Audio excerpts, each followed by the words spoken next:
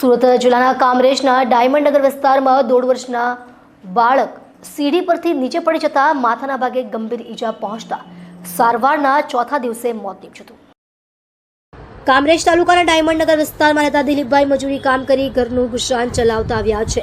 મૂળ ઉત્તર પ્રદેશના દિલીપભાઈની પત્ની અને 1.5 વર્ષના બાળક સાથે હસી ખુશી રહેતા હતા।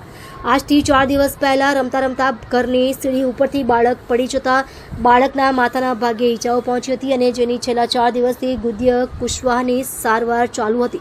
આજે સુરત સિવિલ હોસ્પિટલમાં સારવાર દરમિયાન તેનું મોત નીપજ્યું હતું। માસૂમ બાળકના મોતથી પરિવાર શોકમાં ગરકાવ થઈ ગયો હતો। दिलीप कुशवाहा।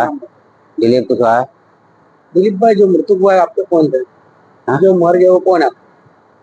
लड़की है मेरी। क्या नाम है और कितनी उम्र है? गुड़िया। कितनी उम्र है? 1 साल 4 महीने। और किस तरीके से उनकी डेथ हुई? अक्टूबर का 23 अक्टूबर। किस तरीके से उनकी डेथ हो गई? कहाँ पे गिरे थे, क्या लगा था उनको?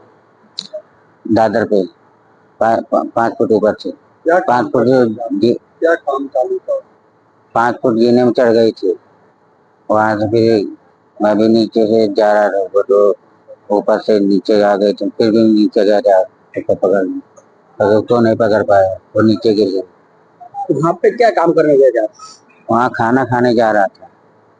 ऊपर में नीचे काम करता था। क्या काम करते थे? ये कपड़ा निकलता था मशीनों का, वही घर के उठा के रखता था। हेल्पर ही कर रहा था। कितने दिन पहले आपने एडमिट किया हुआ था? हाँ, कितने दिन पहले सिविल आया था? यहाँ पे 4 दिन हो गया। अभी डॉक्टर ने क्या बताया? अभी डॉक्टर ने निकाल दिया, जा रहा अभी तो। कितने लड़की आपको?